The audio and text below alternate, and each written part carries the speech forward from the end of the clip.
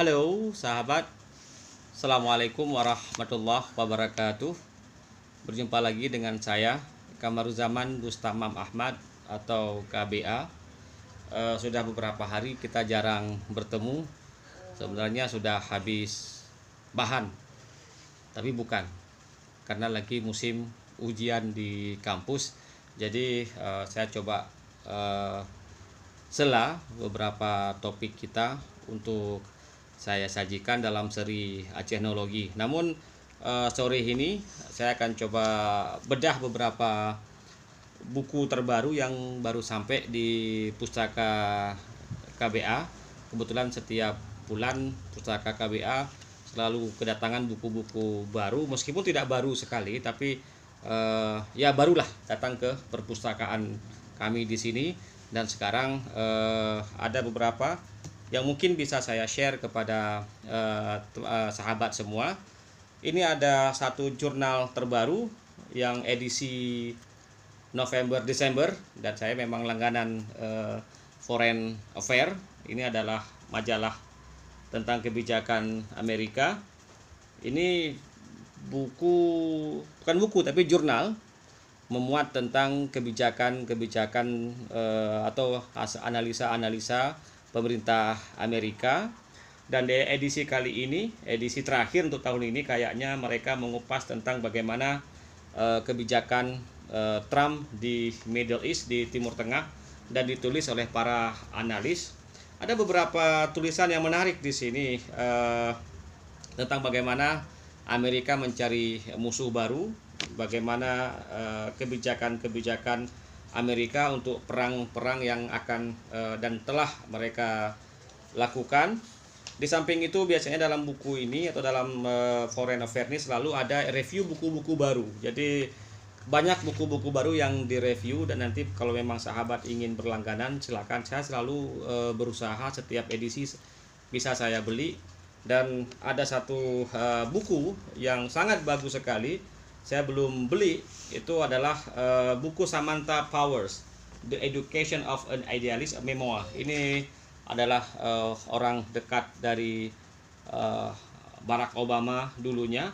Dan ini saya rasa edisi kali ini betul-betul mengupas bagaimana kebijakan-kebijakan yang akan dilakukan oleh Amerika. Tentu saja ini adalah tulisan para analis, dan ini ada foto Trump, Raja Arab. Ini kayaknya istrinya ini, atau saya ya istrinya mungkin. Nah, ini saya rasa satu karya terbaru yang masuk ke dalam perpustakaan KBA. Silakan nanti kalau teman-teman pengen membaca. Saya suka di sini tentang produk-produk perang. Misalnya ini ada perang antara Cina dan Amerika, bagaimana dilakukan perang mereka dalam persoalan perdagangan. Nah, di samping buku ini kemarin juga saya sempat mengoleksi buku baru juga. Ini buku yang sangat bagus. Ini Lifespans, Why We Age and Why We Don't Have to. Jadi ini menjelaskan tentang bagaimana orang sekarang di era modern. Mungkin buku ini mengupas secara saintifik bagaimana orang menjadi tua dan mereka mampu hidup kalau bisa selama-lamanya. Jadi sekarang ada kecenderungan ilmu di barat atau para peneliti ingin melahirkan ilmu temuan-temuan yang bisa membuat orang lebih muda, dan bisa sel-sel dalam tubuhnya itu bisa berkembang dan bisa mempertahankan intinya kehidupan mereka menuju keabadian. Sangat luar biasa. Dan buku ini berisi temuan-temuan terbaru yang dilakukan oleh si David A. Sinclair. Dia tulis bersama Matthew de Laplante. Jadi ini boleh dimiliki oleh teman-teman. Ini saya beli kemarin bulan 11, dan bukunya memang tahunnya 2019. Ya, dua buku baru 2019. Semoga nanti ada sahabat yang mau mendalami tentang aging, dan ini menjadi tren terbaru sekarang. Selain itu ada lagi buku yang saya beli kemarin. Ini buku orang Indonesia sudah berani bicara tentang filsafat di Indonesia. Ini merupakan kumpulan tulisan dan amat luar biasa, sangat meskipun belum begitu deep analisanya, cuma ini bisa memberikan sebuah breakthrough tentang adanya filsafat di Indonesia. Dan di sini kalau tidak salah saya disebutkan juga tokoh-tokoh filsafat di Indonesia, termasuk yang pernah kita bedah beberapa hari yang lalu, yaitu Syekh Hamzah Fansuri. Dan buku-buku ini buku ini ditulis oleh para penulis yang ahli dalam bidangnya. Di sini ada Kardina Sopeli, Prof. Tuti Herati, Baskara Tewardea, kemudian Kausar Azhari Nur, dia bicara tentang filsafat dan dan wajah Islam. Saya rasa buku ini bagus dimiliki oleh teman-teman atau para sahabat. Ini saya lihat tuh kapan terbitnya. 2019 juga terbit oleh oleh penerbit buku Kompas. Kayaknya ini diusahakan oleh STF Driyakara.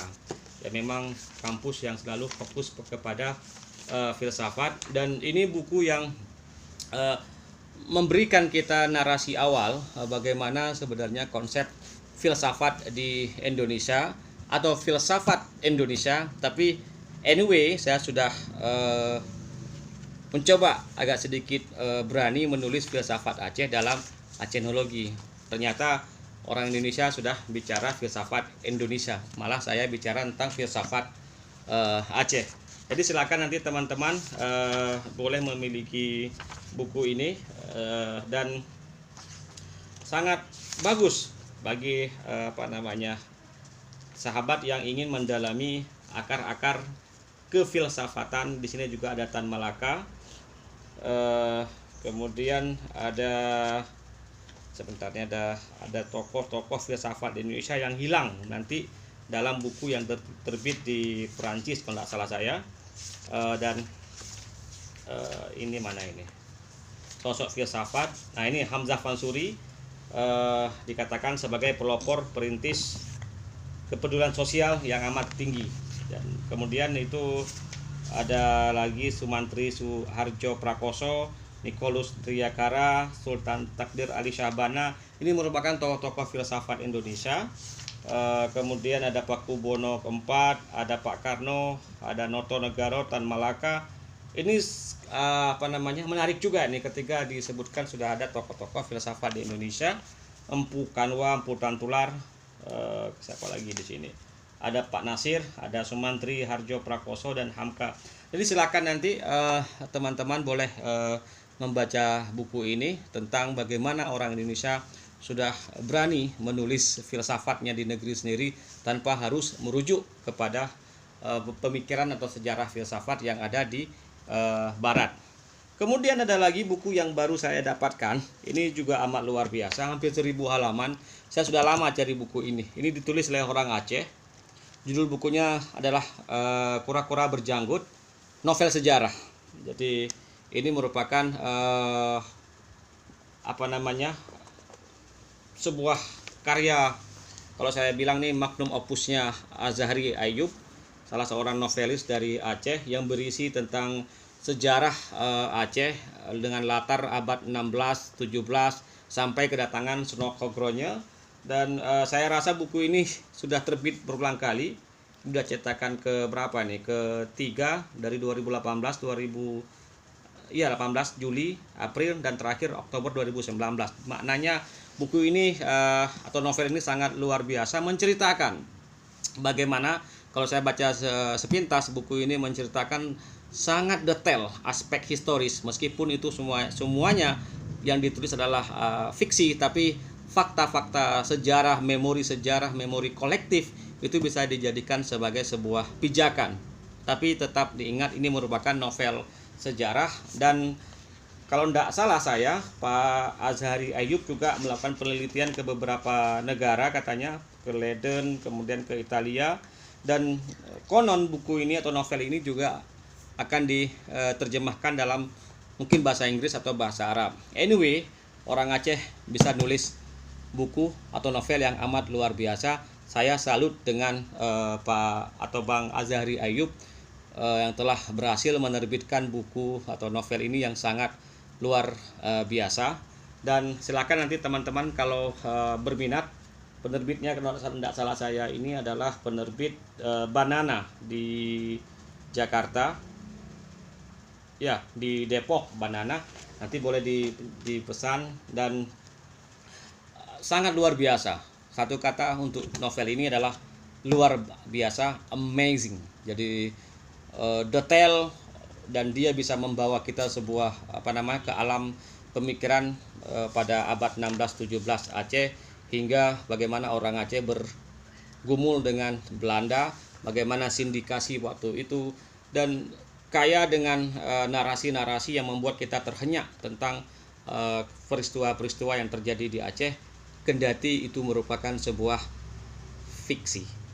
Nah, selanjutnya ada lagi novel.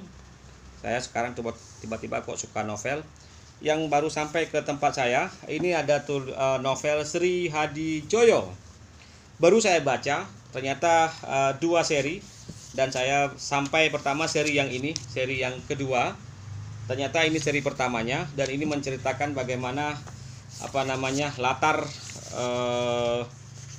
kerajaan Jawa di Kertasura dan Mataram, dan bagaimana munculnya sosok yang membela rakyat, kemudian dia memiliki dendam pada sebuah kerajaan. Novel ini katanya terbit pada tahun 60-an dan diterbit ulang oleh Javanica. Saya rasa ini novel sangat luar biasa. Saya bisa mempelajari tentang bagaimana orang Jawa, bagaimana kekuasaan, bagaimana ilmu kanuragan, kemudian bagaimana aji.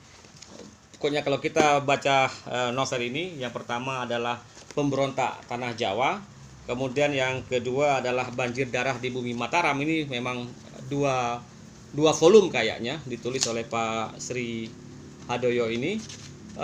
Ini orangnya.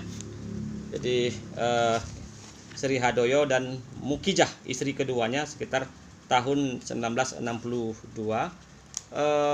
Ini saya rasa, bagi saya sebagai orang Aceh, membaca novel ini, dan juga nanti akan kita kupas beberapa novel lain yang baru juga sampai di Pustaka KBA, mungkin punyanya Damar Sasangka yang banyak sekali menulis novel sejarah, terutama dengan latar Majapahit dan Mataram.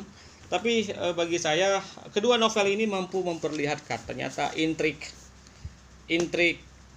kemudian kekuasaan, pengkhianatan, kesetiaan, serta bagaimana orang Jawa berebut kuasa, itu bisa terbaca jelas dalam novel ini, dan bagaimana munculnya pahlawan di Pulau Jawa, meskipun ini sekali lagi adalah novel sejarah. Jadi sekali lagi yang kita kupas hari ini adalah novel sejarah, dan inilah beberapa karya yang sudah masuk ke dalam Pustaka KBA.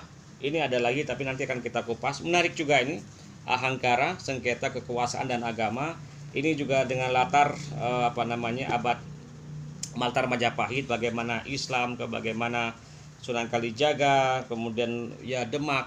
Saya rasa sekarang kita sangat menikmati sejarah di Indonesia dalam perspektif, sekali lagi, novel sejarah. Jadi bagaimana fiksi itu terkadang menjadi seolah nyata dalam kehidupan kita, dan kita tidak mau mengatakan bahwasanya sejarah kita banyak dari dongeng, tapi artinya dari dongeng ataupun dari sejarah tersebut kita bisa mengambil iktibar, mengambil pelajaran, mengambil lesson learn, dan kita bisa melihat bagaimana wajah kita di masa depan ketika kita bisa melihat hasil karya para penulis terkemuka ini. Dan saya rasa itu hari ini yang bisa saya sampaikan tentang review beberapa buku. Nanti silakan teman-teman yang tertarik beli, tapi minimal di Pustaka KBA sudah ada. Terutama saya merekomendasi untuk membaca buku ini tentang filsafat di Indonesia, manusia dan budaya Indonesia, serta KKB, kura-kura berjenggot. Demikian para sahabat, jumpa lagi di waktu yang lain. Akhirul kalam, assalamualaikum warahmatullahi wabarakatuh.